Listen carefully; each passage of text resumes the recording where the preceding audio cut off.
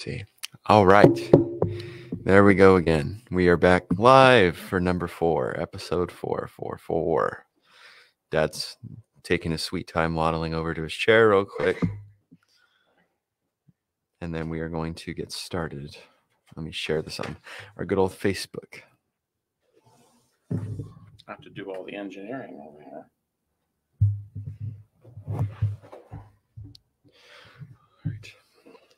All right. And I turned my volume down. So it won't. Yeah, it doesn't do it like last time, and the time before that, and the time before that. All right. He always is making fun of my fact that I forget to turn your technological difficulties, we should say. Well, you didn't turn it down, I guess. Well, that's my ringer. But I actually have my volume down on this. Yeah, because when you turn it on, I can hear myself every week. Yeah. Oh. All right.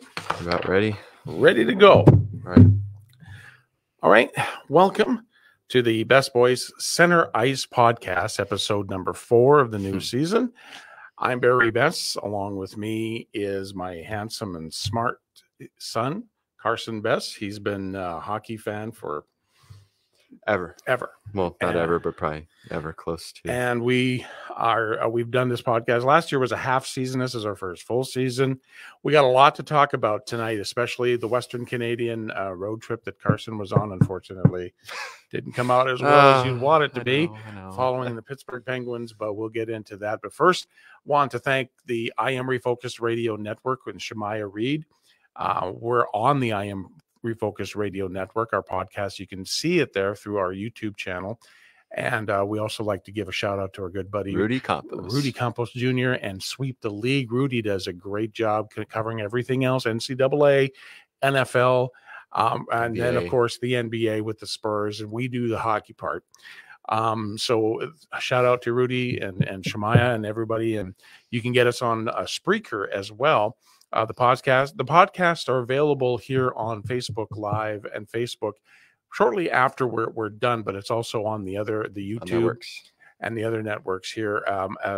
Not long the next day, but we want to start, and I do want to start with your trip because I want to give you as much time as possible to talk about this trip that started last Saturday, a week ago this past Saturday, with our trip to Dallas for the Oilers and Stars. And then you went on an incredible, it was an incredible run. I think we figured it out. It was almost 70, it was 500.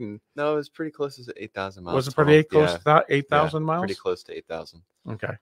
Well, let's get started. And we'll do the Oilers stuff afterwards, but let's get going with that. What a trip. What a time that was.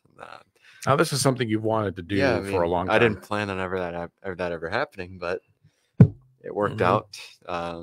Like we had mentioned on the last, 2 weeks ago now, we did our last really formal episode. That I was gone for about a week and followed the Western Canadian road trip. So I went to the games in Winnipeg for the Penguins, and then in Calgary, Edmonton, and Vancouver, which was just unbelievable to get to even do that in the first place. You're going from place to place, and arena to arena, it's a bit different, seeing different cities. And then along the way, got to visit with family too, which was nice. Got to see your brother and his wife, and then their kids, and my aunt and my uncle and their kids, and then saw my grandmother after Winnipeg for a couple days for my mom's side. So it was nice to get to see family and go to the games. And just to get to explore a new place. I never traveled on my own before. New experience trying to do something like that. But a couple of hiccups, but a couple of hiccups, but we figured it out and we got it fixed along the way. Like we had mentioned, unfortunately, the games didn't go as planned at all. They didn't win any of them, but we got a point in Calgary. Yeah, we got a point in Calgary, but I mean, that part of it was a bummer for sure. I'll get into that here in a second, I guess, about the games, because I'll do our recap since it's been a couple weeks since we did our show. But yeah, the trip itself was great, and getting to see different cities and the different crowds and just everything to see that you could. It was pretty cool. It was definitely cool. But we'll kind of get into the game specific stuff because it's been a bit since we've been on. Since we did our last episode, they played 6 games, and it's been not very pleasant to say the least. I mean, 1-4-1 in the last 6. So we beat Buffalo the day after on the Wednesday, and then that was a back and forth crazy game. The 6-5 overtime. Gino got his 500th goal in that game, which was cool. I was waiting for that to happen north, but didn't end up happening like that. And then Sid got a 1600th point in that game as well, an overtime winner, which was cool. That was a great game. And then we went and played Carolina on Friday at home, and that was a dud of a game. They scored first. The common theme I'll mention all these games, basically they had the lead in about every one of these games and didn't make a difference. But Miles Jacoby, shout out. Miles is watching us. Hello, Miles. One of your friends or what? I don't know. One of Uncle Mike's friends. Okay, cool. Mr. Jacoby.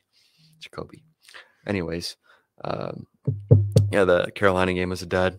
I'd mentioned to you, I think when we were driving to Dallas, that I feel like that's who we match up the worst against, because they just, as soon as you touch, I don't know if you noticed that when y'all played them too, because y'all just played them last week.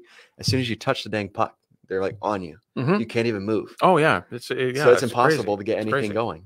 And we scored the first goal, and then it didn't matter. They wiped it from there, and it was a horrible game. But optimism was heading into the Western Canadian trip, and unfortunately, it didn't go very well. 0-3-1 on the Western trip.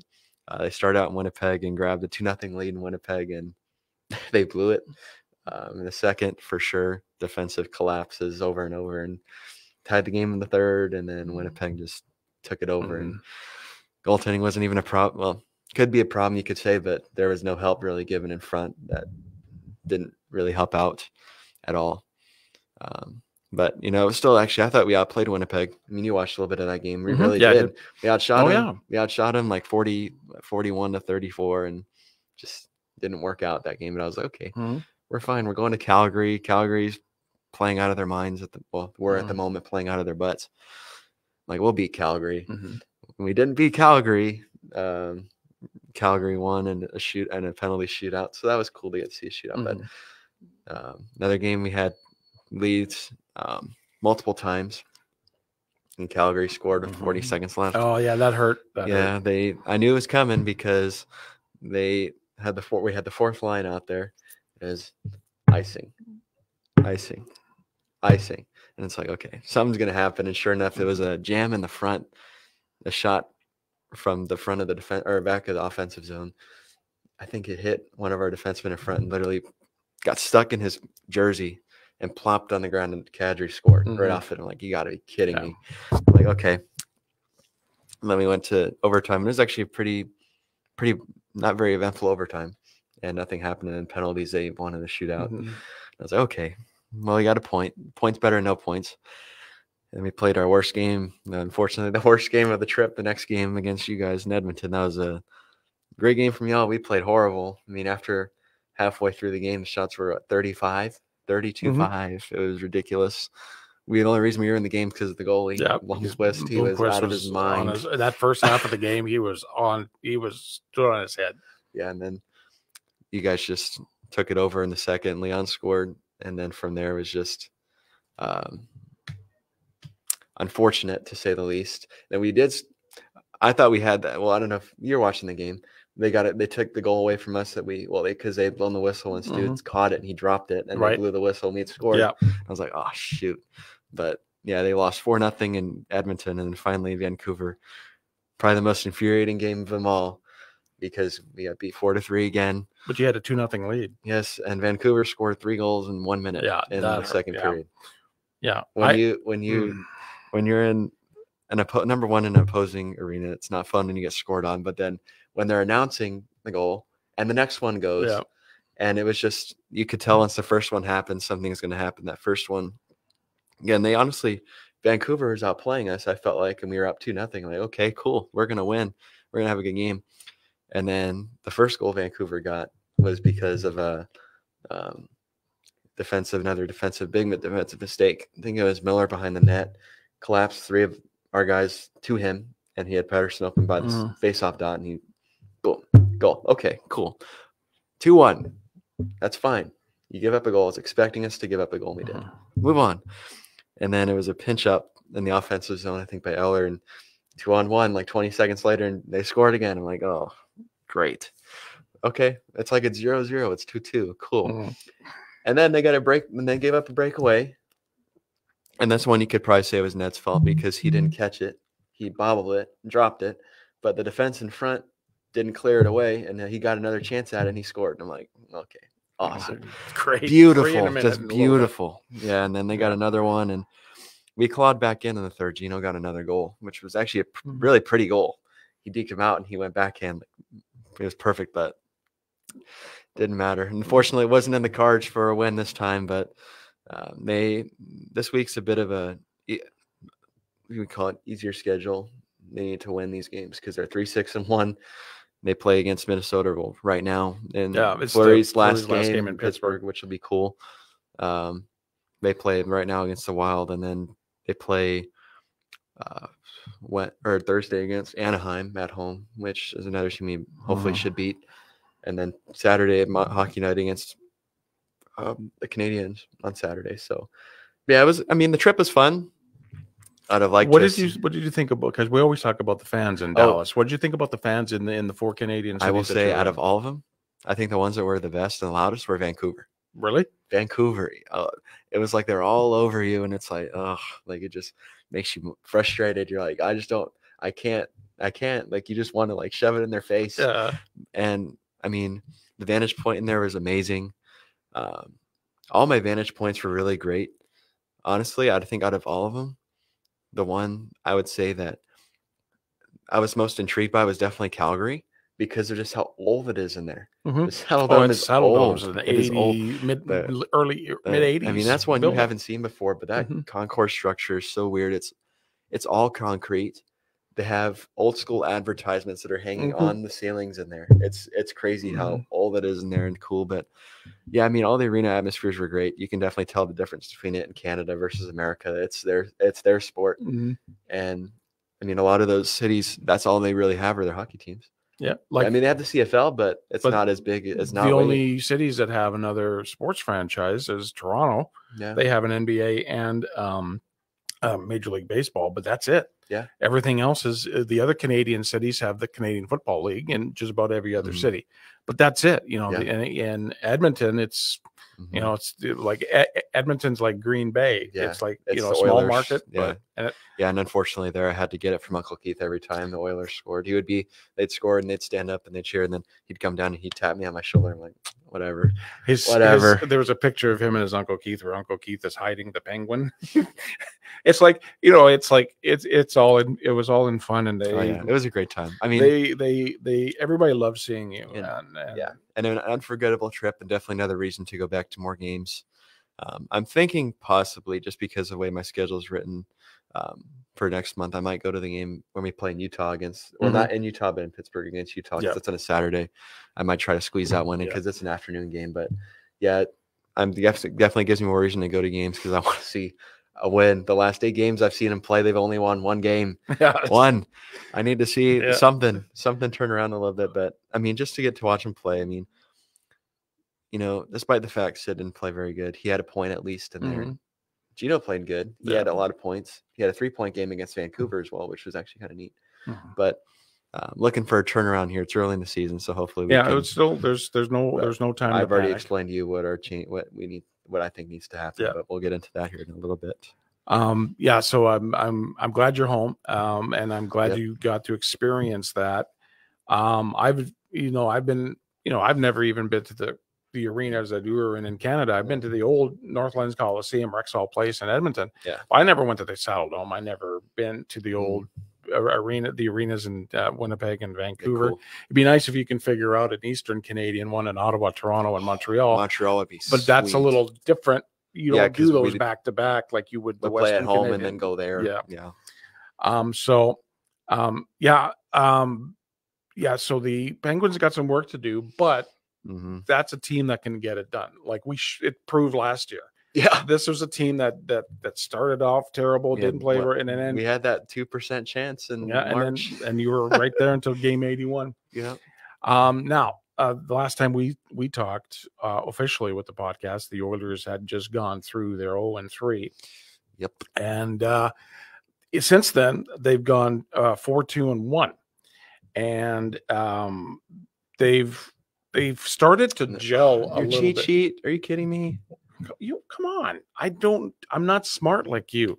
I have to have things in front of me, or else I'm not. So okay. So they beat Philly the day after our podcast, 4-3 in overtime. They went to Nashville, beat Nashville 4-2.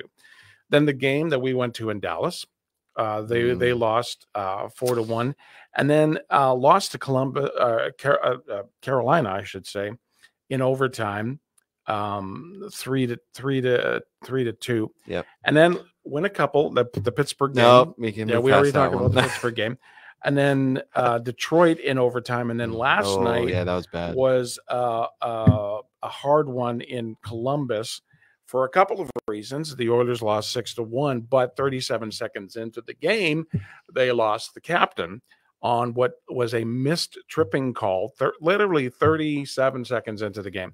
And he tweaked his ankle, and he was out for the rest of the game, which I really think they got into the guys' heads that their best player is out. The best player in the world is out, your captain, and I think then the Oilers just got manhandled by Columbus, and they've had a hard time in Columbus. They've lost. They did that to Colorado too at the beginning. Yeah. They've done that to some teams where they've just beaten them. The Oilers haven't beaten Columbus in the last 8 games. In Columbus, 8 years has been 8 years since they've won in Columbus. Now they've beaten the Blue Jackets, but not in Columbus. So you talk about teams that have a bugaboo. The Oilers, Columbus in Columbus. So what I'm hearing, and I looked as recently as just before the podcast, McDavid is he's going to miss the game in Nashville because he flew back to Edmonton after last night's game. So he's going to miss Thursday in Nashville. Then they play Sunday in Calgary. They're thinking he'll be back for the Calgary game. You got 5 days yet. So So in the meantime, they've recalled Noah Phillips and Drake Caggiula, who came up. You guys asked him again? Yeah. So he's been an Oiler before. So they're bringing those guys up. They brought him up from Bakersfield. I'm sure they're thinking maybe Philip will be in the lineup tomorrow against Thursday against Nashville. Well, we'll see. So we'll see if the Oilers need to bounce back from that Columbus game. We also had a lot of. 3 games in 4 nights is a lot of games. Yeah. So now you got a game Thursday, then you got a game until Sunday, and then you got a back-to-back on Monday as well. So the power play is horrific. Is it that? They've only got 4 goals. They're at 13%. They are at the bottom of the league. They're last. I think they're not quite last, but they're right there. We were. They're right there. And the penalty kill is also one of the worst. In the bottom parts. So that's 2 things that the Oilers really relied on in their Stanley Cup run last year was the power. It was a historic power play the last 2 years and the penalty kill. But so I'm really thinking that they need to. There was talk of, and I talked about this on some of the stuff I did over the last week, that the Oilers were thinking about changing up the lines, the power play lines. I think they need to do that. I think they need to do something else. They got no consistency. They'll get a goal here and then they'll be like 4 or 5 games without one. And then so. Well, I think too. I've noticed even Edmonton that it's mainly McDavid not shooting. Yeah, he just holds it. He just holds it. So it's like his mindset. You shut the option down for him. Since the 64 goal season a couple of years ago, his mindset has just been passing. He's got to start shooting the puck. Well, and anybody, you got to just shoot the puck more and forget all the passing that happens on that power play. Shoot the puck. You got Bouchard. You can get Hyman's always in front of the net. If you switch things up, you put Corey Perry out there. Corey Perry is a pain around the net. Yeah, he is. So you could put him in there. So I found it crazy too with Hyman. He didn't get his first point until the Pittsburgh game. Yeah, and he still hasn't got a goal, but he's shooting. He had in the Detroit game, 11 shots on goal. 7. Yeah. So they had. Yeah. So they were getting shots on net, but Hyman just hasn't gotten it. I said Hyman is goalless. Oilers' scoring is of course down. They're like at the bottom of the league as far as goals for. Now the goaltending and the D is still a concern. Not a concern enough to go out and say panic. No. Evan Bouchard has to start playing better defense. Yes, he does. He's got Matthias Ekholm out there. He just is making so many mental errors. Yes, he is on the defensive side of it. Even offensively, he fans a lot more on shots, and he doesn't take shots when he should. Right, but he is that's his biggest weapon. The game against Columbus last night, he made some bobbles that is just like want to just go. Well, that's his biggest weapon is his shot. Yeah, and he doesn't take advantage of it half the time. So that's what I think. And I don't think it's a panic situation. Stu had a bad night. You're 10 games into the year. I looked at the standings in the Pacific, they're still only 3 points out of like second place in the Pacific. Yeah. So there's nothing. There's no panic. There's no panic in Pittsburgh either. Like, really, you got to start getting some wins together. I beg to differ, honestly, on that one. I think, in the Vancouver game, every other shift they're switching. Oh, their line rotations. That's crazy. Like you can't put anything together. I mean, I think literally, like I texted you at that game. Sid had like 6 or 7 different wingers during that game. He had probably everybody he could. He had OC, he had Beauvillier, he had Malkin on one, he had Rusty. He got hurt in that game too. I'll mention that. Raquel. I think he had Puljujärvi. So there were like 6 different people with him during one game, and that's this is too much. But I've already expressed my opinions what they need to do. But I don't think that's going to really happen. And then before we get on to the NHL notes coming up for the Oilers, as we mentioned, Nashville on Thursday, in Calgary again, Battle of Alberta round 2 on Sunday, home at Monday to New Jersey, and then a big one next Wednesday, a week from tomorrow, at home against the Vegas Golden Knights. That's going to be tough. The Vegas Golden Knights, of course, leading the Pacific Division right now, playing really, really well. I'm going to be going to Vegas in the first part of December 3rd. The Oilers play Vegas, so I'm going to make a trip down there, and hopefully I haven't seen an Oiler win in person since last I guess the first game last season. Last year, and they won in overtime. So that's what's coming up for the Oilers. Moving on, and I want to say shout outs to Jamie's watching right now, Thomas, Mona, Roland, who's your cousin Jessica's husband out in South Carolina. He's watching. So thanks everybody for watching. And again, if you don't catch it live, it'll be up and ready here on Facebook in just a little bit. The San Jose Sharks get their first win. Yeah, they did. And Winnipeg gets their first loss almost on this. I think it was the same night. Yeah, I mean, good for Winnipeg's on an insane. Yeah. They're 8-1. 8-1-0. So it's they're playing really good. So I mean, it's not a concern to lose one game, and they lost to Toronto, which is a good team in itself. So good for San Jose to get a win too. They hopefully can turn it into a little bit of something here. Yeah, I mean, because everybody wants to see the Sharks because #1 draft pick. Yeah, and he hasn't played. He only played the first night, and he's out. So, and even then, like getting a win is big for them. I mean, it can spark a little bit of interest for their fans, and they've been bad for a while now. A few years they've been just at the bottom, so it's nice to see them at least have a little bit of a smidgen of success if they can. Like I said, Winnipeg loses yesterday, finally the last team to lose a game.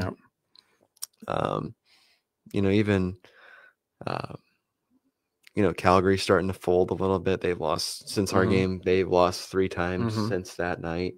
They lost to Vegas yesterday 5-0. I think teams that were started hot, starting to cool down a little bit, kind of not expected, but I don't see Calgary falling too far, but they are kind of dropping off a little bit. And a couple other things I want to talk about, and the Four Nations tournament tickets. I'm excited for that. Went on sale today. It's 7 games, 4 in Montreal, 3 in Boston. With the championship game being in Boston between February 12th and 20th. So the tickets are on sale. It's Canada, the United States, Finland, and Sweden. And there's been talk about who's going to be on what. And now what kind of thing that I thought was really classy is they asked Connor McDavid who should be the captain. He says, it's no doubt, it's Sid Crosby. Sid's got to be the captain of this. Like he said there's no conversation about it. Sid's the guy. And it's like, which is probably going to happen. It doesn't matter if you're a C or an A on that team. Yeah, But That team's loaded. it's a load. Sid's going to be the captain. He should be. Now, do you like the long break instead of the All-Star break? No, because it's like a week and a half, almost 2 weeks. But I mean, I think this tournament will be more competitive. I've already expressed my dislike for the All-Star game. I think it's a joke. Yeah, they don't try. The fans spend all that money and they go there, and the players don't even try or seem to care. I think this puts a bit more of a feel like like you're in the Olympics. Right. That you're trying to make pride for your country and win the tournament. And I mean, that's the best of the best that are going. And I think they're doing it the next 2 years. Yeah, good. Yeah. Good. But I'm excited to see how it goes. The jerseys are going to be the jerseys are just unbelievable. But I'm going to have to scoop one of those up. But yeah, it's going to be a fun tournament. I'm excited to watch. And then the last thing I have on my list, and if you got something, of course, you can bring it up. But I was just thinking about this today. Who's on the coaching chopping block? And I'm just going to put out 4 teams. Sullivan in Pittsburgh. Yeah, absolutely. Tortorella in Philly. Burnett in Nashville. And I'm even going to throw out my guy, Knobloch in Edmonton. But I think the Oilers are coming around. So I don't know if you can put Knobloch on there. But I put Knobloch on there. Who's on the hot seat? Sully? Absolutely. You know what? He's a great coach. But he's been there for 9 years already. There needs to be some change made. I think his message is not received anymore in the locker room. I feel like half the time those guys don't feel inspired by what he says to really try. They know that if any time adversity comes their way, the same messages are going to be repeated, and it doesn't do any justice for them. I think he needs to be I think almost he could be coaching somewhere else. I just don't think he should be there anymore. I'm hoping they do something, because if that ownership group cares about the fans' experience, they'll do something about it. Because it's not working. No. It hasn't been working. Even the last couple of years, he says the same thing after every game, the same thing to the media every game. It's like, well, let's look at this time last year, and a little bit. The Oilers were 2-9-1 and pulled the trigger. Yeah. Penguins are 3-6-1. Well, you look at even the champions. Not saying, because I've said it as well, that we don't think the potential to win. But the teams that have won, how many times in the last recent history has it been a coaching change that sparked all of it? And you're at an early enough point where you can do that, and you have plenty of time to reverse it. Do it now. I think they take it as if you win a game, then it extends him by another week. Who would let's you be general manager, and if Sully goes, who do you put back there? Do you just put somebody in off the bench, and then, or do you bring somebody else in? I think you bring a fresh face in. I don't know. It'd be cool if you could bring like maybe Bruce Boudreau in there, because I like him. I think maybe in Vancouver. I mean, he turned them around a little bit. Yeah, he turned them around. I think Woodcroft would be interesting if you could bring him in there. I know there's plenty of people out there. I imagine you could grab, but I'm sure stuff. Well, I'm hoping they do, because I mean, you don't want to get to the point where you're too far gone and it's going to be too late, because as it is a division, the higher teams in the division are already winning a lot of games, and we're way behind already. So I think your Uncle Keith is watching. Hi, Uncle Keith. So we like to thank everybody. We got a lot of people joining in tonight. Do you have anything that you want to bring up? I mean, maybe some injury news. Like I don't know if you saw, but Duclair's out for 6 to 8 weeks for the Islanders. He hurt himself last week. Like I said, Rusty's out for a week-to-week basis because he hurt himself he got hurt in Vancouver in a board collision. We'll see what the McDavid update is on that.